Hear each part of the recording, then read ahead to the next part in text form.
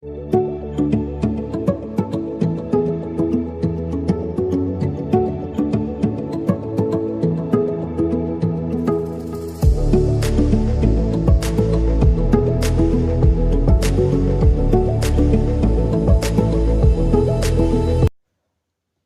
in this video, we are going to continue the chapter gross food subjugation from where we left off in the last video. In the last video, we saw that they were trying to escape from a jelly-like monster by using special transfer magic up into the sky 100 meters above the sea, and they almost escaped as well until in the next moment their expression froze up. So what exactly froze their expression was we will see in this chapter. So let's get continue. In the next moment, their expressions were frozen. Dagu! Zubao! Together with such a roaring sound, suddenly a huge tsunami swept down on them from the back of the Hajime and the others. No, even calling it huge is a presumptuous. Already there was a wall and the sky.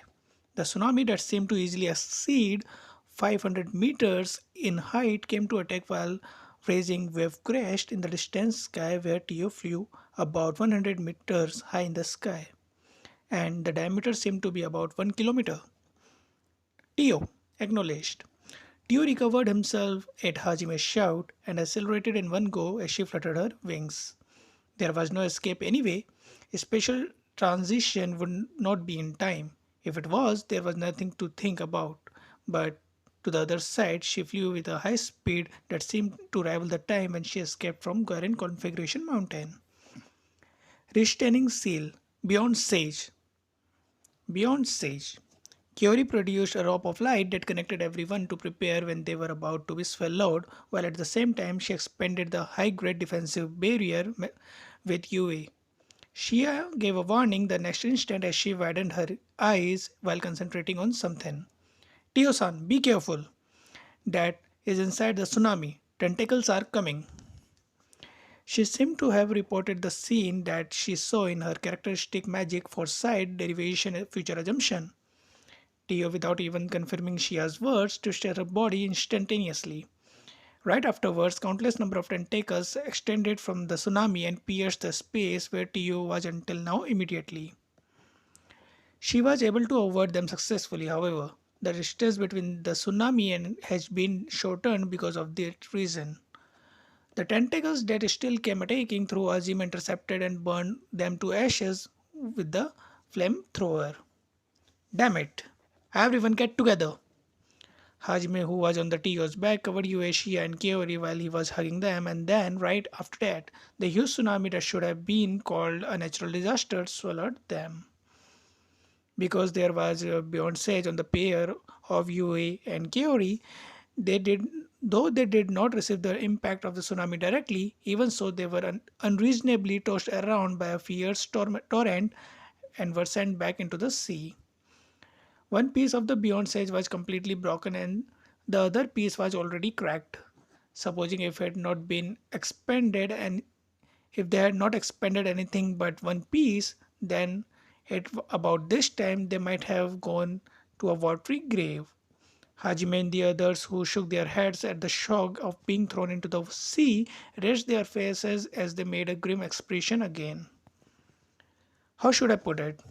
They aimed at prey isn't let go.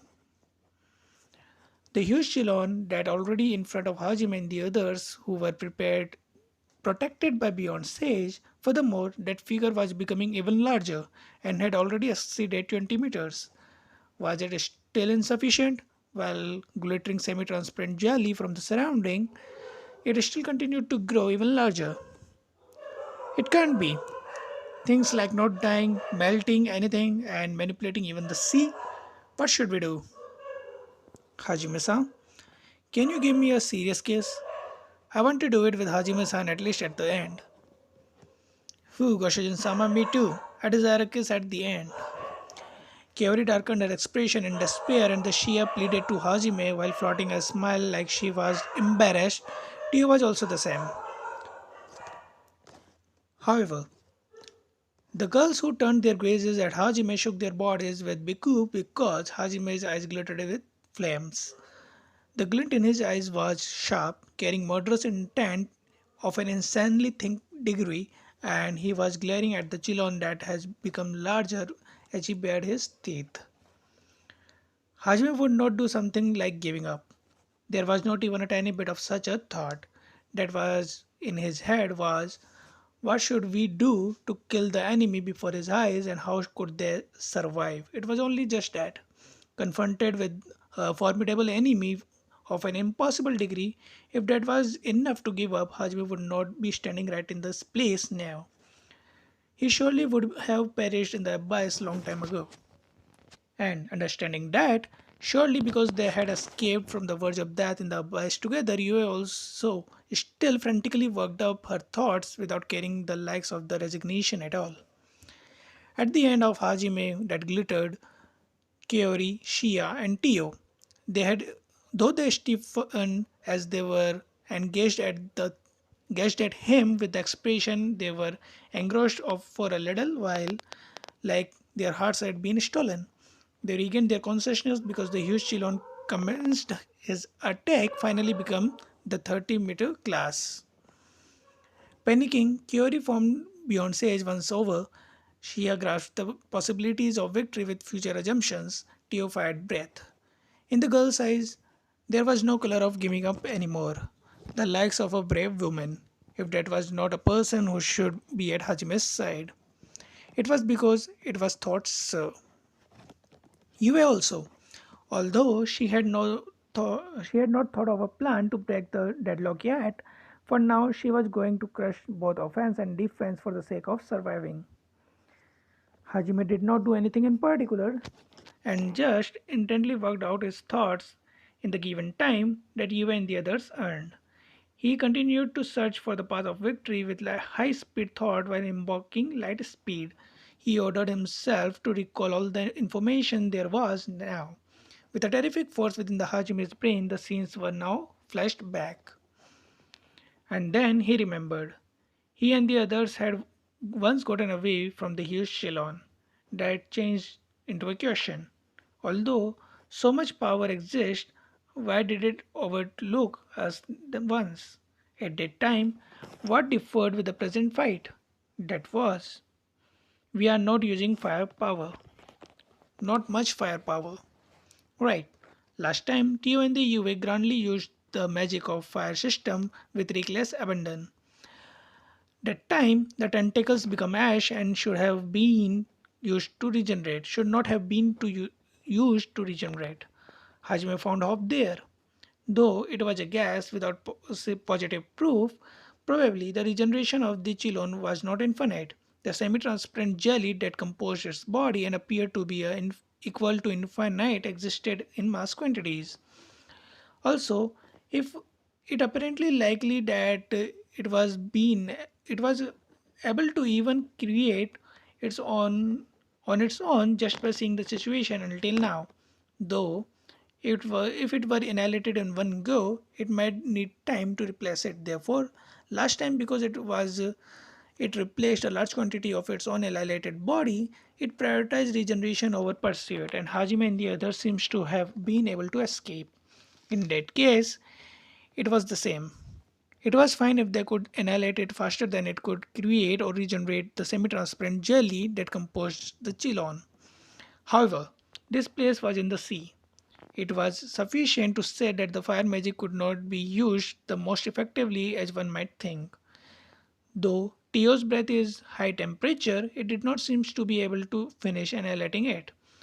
There was no method. There was no stored arms that could annihilate it. In that case, it's just fine if I make it. Hajime thought of the torpedoes. Hajime taking out torpedoes and the ore successively from the Taser warehouse began to produce something with terrific force for some reason. Hajime, did you think of something? Yeah, to use firepower in the sea, there's no choice but to this. It should be able to defeat it if it goes smoothly. Hajime-kun, is that true? As expected of Hajime-san, I believed in you from the beginning. Shia, didn't you solicit a kiss as you gave up in the beginning? Now, that aside, that's our Goshijin Sama. However, it will take time. You all, I'll leave it to you.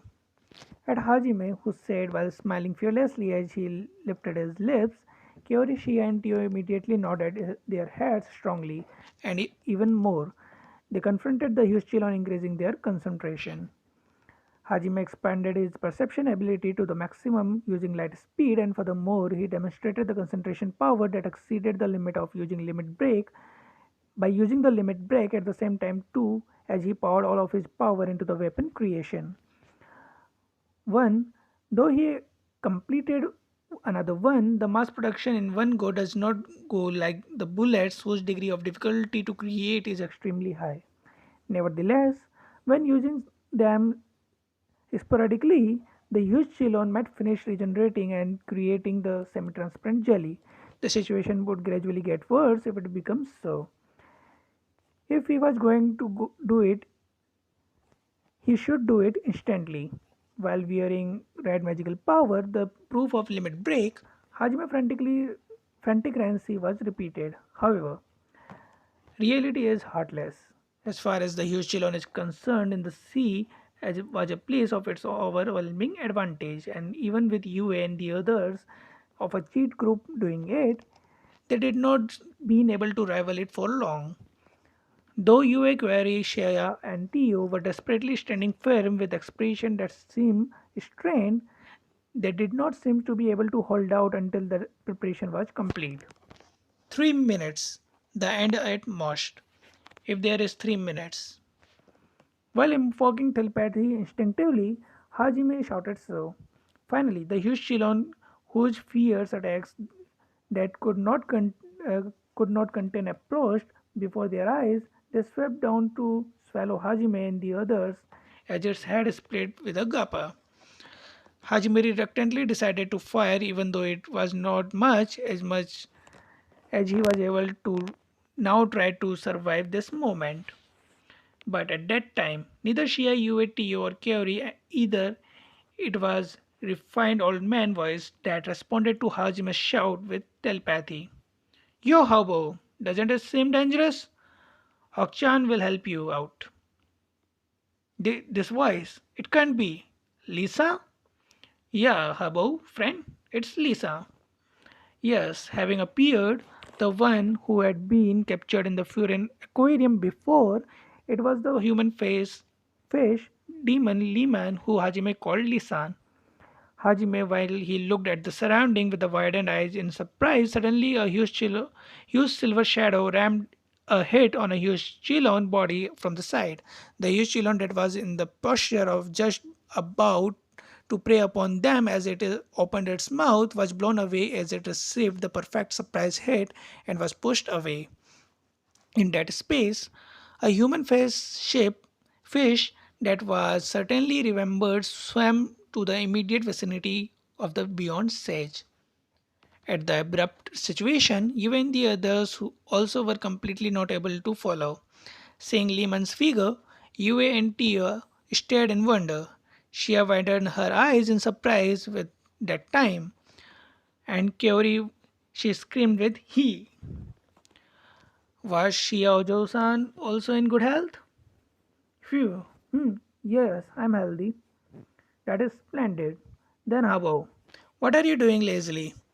If you had 3 more minutes, would you be able to deal with the Akuzuki somehow?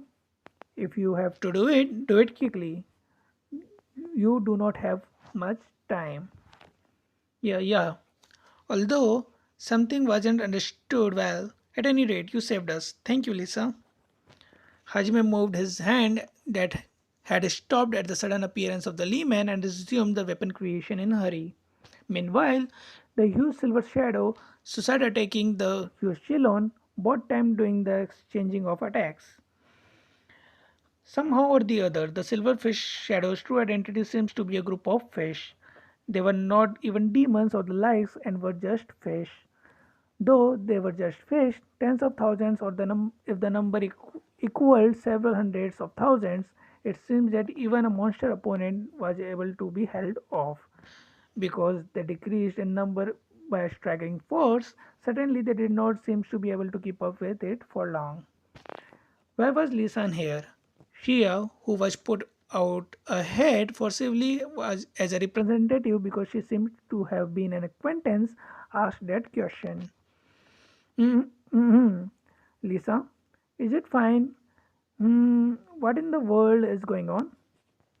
Hmm, it isn't anything in particular. As I was properly hanging around the sea, a telepathic communication was heard, accompanied by a huge, similar magical power.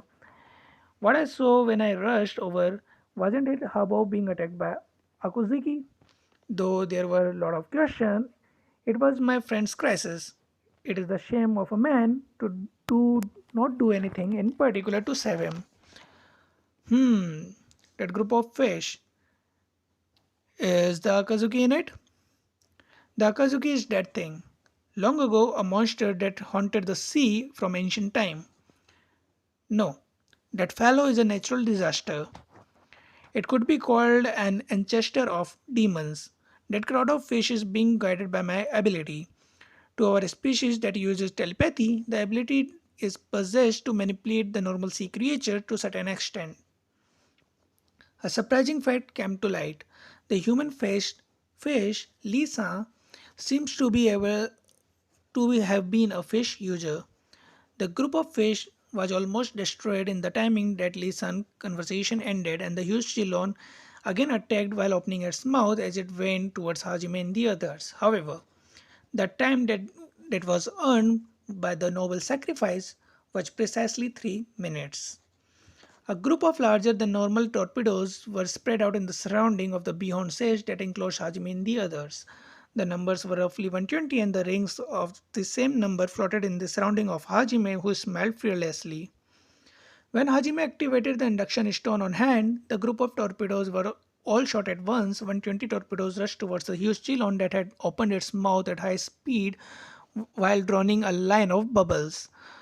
However, only the torpedoes, because they would just scatter the body of the huge Chilon. Even if they exploded, there would not be substantial damage either if it seems that it would immediately regenerate.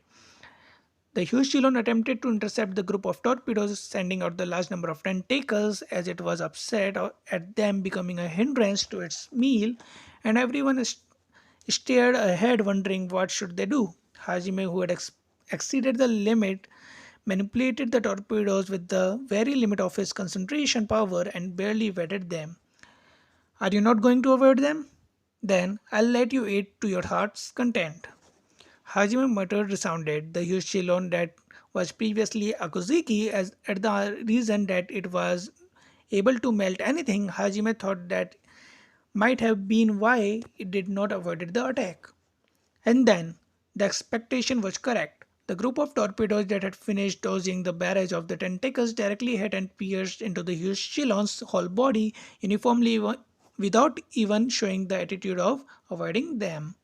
However, an explosion did not happen. Buried in the huge Shilon's body, although they were melting, there was not an explosion or even one shot.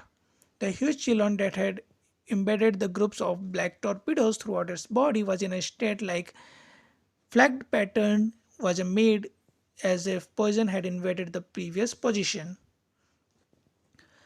Hajime, before the group of torpedoes completely melted, carrying out the next move, he took out a massive quantity of black liquid into the empty space from the treasure warehouse. It was the tar that was made from the liquefied flame ore. To the inside of the surrounding floating rings, it was poured like a waterfall. Then, at the same time, the whole body of the huge Shilon began to be stand black, as though, like water soaking into the paper and changing its color all at once, the black liquid was encroaching on the semi transparent huge Shilon. That entity was the tar of the liquefied flame ore that Hajime had poured into the surrounding rings. These rings and the group of torpedoes, all of them were connected by a space gate, a small gate. What passed through the inside of the ring jumped into the through the space and arrived at the same ring used at the exit that had been built into the inside of the torpedoes. In other words, the torpedoes were not the explosive, they were the things to carry the ring, and at the same time they were also the physical barrier of the rings while sending in the tar. Naturally, though the tar itself was also melted because a total of 120 gates, the melting speed of the large quantity of tar that poured in without a pause could not catch up to the encroachment of its whole body by the tar. In an instant, the huge Chilon's body, though it tried to escape the encroachment by separating its body, Yuva and the others did not allow it. The separation was thoroughly hindered with a barrier, freezing, and breath. Still, Yuva's gate was unable to be used because she was not able to open the gate on a pinpoint on a moving target yet. To be able to do it, two established points of the space just had to be connected. The huge Ceylon, because it became serious, though it had been on the verge of finishing off Hajime and the others by the war potential with a volume of maximum class done by gathering the semi-transparent jelly of the surrounding, now it had backfired. The tar that Hajime poured into it finished dyeing the Huichilon black without leaving anything in the end. Hajime, as he curved his mouth, he pierced the Huichilon with fiery glittering eyes. In his hand, a tiny ember was being held. Burn in hellfire from inside the body and die. The ember that was flickered in Hajime's thumb while drawing an arc, it hit like it was being inhaled or in one of the tars that was poured down. At that moment, a scorching heat of 3000 degrees Celsius surged and sprayed throughout the gate instantaneously. Not long ago, it was dead black, and the huge Chilon that tried to melt the tar inside its body with the atmosphere that it felt desperation somewhere, and this time it was dyed in the scorching red. As Hajime said, from the inside of its body, the hellfire that was not able to be opposed did not even allow even a moment of resistance, and its whole body was completely burned. A large crimson flower had bloomed in the sea, finally appeared from inside of the body of the huge Chilon, accompanied by a coloring of a name called a mass of bubbles in the sea, and it was destroyed. The frying, even though the exterior, and then the super high temperature flames raised a violent stream explosion as they evaporated the ocean water in an instant. Gobbo! A terrific impact surged, and the distant sea burst open like a joke. In the sea that was also still raging, it was a state like a storm was called in. Inside the rough sea, Hajime and the others who let the impact go past them searched for the form of the huge Chilon beyond the barrier. Though their gazes went around without negligence in the sea that was calming down moment by moment, the form of the Chilon that was like a nightmare was nowhere to be seen. Hajime, though he carefully investigated using the magic eye stone and far sight, as expected, the huge Chilon's traces were not being reflected. Hajime and the others were now convinced the monster of the ancient times, the Akuziki subjugation, had now been completed here. Goo! Somehow, is it over? The rings that had floated in the surroundings scattered and sank as they lost their power, and the red magic power that covered Hajime's body also quickly dispersed and vanished. At the same time, Hajime, who is triggered by the side effect of the limit break, went down on one knee inside the barrier of Beyond Sage and distorted its expression from an intense headache because of overworking. However, in his eyes that said, I killed it, great joy overflowed at having survived victoriously. Hajime, are you alright? Hajime-kun, I'll heal you immediately. You immediately approached Hajime's side and supported his body. Kyori also went to heal Hajime as she chanted recovery magic immediately. She and Tio also came to approach at the sides and embraced Hajime. You did it, Hajime-san. As expected of Goshijin-sama. You made a harsh killing scene. I felt chills. At Kyori's healing, while feeling his headache lessen a little at a time, Hajime also loosened his cheeks at his companions that had gathered, while soaking in the reverberation of their victory. When it became a peaceful, the old one's voice, who seemed to have been a little displeased, resounded. Yo, Habo, please tell me if it's going to explode. Didn't you consider if I might die? Ah, listen. Sorry. I thought about nothing but what I was killing. Apparently, Lee Sam seems to have been completely blown away by the last explosion. Because he had used all of his powers to kill the Yushchilon, his consciousness was not being able to be turned around towards Lehman. However, the last explosion was not something Hajime had intended. For a bit, Hajime also was surprised. Well, it can it not be helped if it was to kill the Akazuki? Whatever was done, it was splendid. If Lee San hadn't come, it would have been seriously terrible. Thank you. You are a honorable man as usual. As expected of a Lee San, I'm thankful too for the coincidence that you was here. How about coincidences that had accumulated? Isn't it called inevitable? That Ochan was able to assist you was also inevitable, and that you survived like this is also inevitability. Hajime loosened his mouth with a ha, the same with a fish with the old man's face that smiled broadly. At the two people who were communicating something to each other, the female formation in the background were discussing together with whisper. What's that? Aren't they excessively communicating something with each other? Honorable's man friendship. Hajime-kun, the friend that he was able to make in the other world, is a Sima? Even in Japan, the appearance of him hitting it off with someone to that extent wasn't. There was such a feeling even before. Girl stock can't be helped becoming boy stock if it's a guy. Well, though the other party is an old man. For them, from themselves to the intimate atmosphere of the Hajime and the Lisam of a certain meaning, when you and the others turn complex expression towards them without either trembling or bewilderment, a taste, the two people conversation also seems to have just ended. Then, Ochan is already going. Habo, let us meet again if fate allows. Yeah, Lisan, you also take care. With one mutual nod, Lisan turned back. However, when looking back, as he advanced a little, he talked to Shia. Jo-chan, there seems to be many rivals, but do your best. When you are able to make childrens, let them have play with my children sometime. I will also introduce to my wife. See you. When leaving only those words without looking back this time, he disappeared in the sea as he was. Those that remained behind. You are married?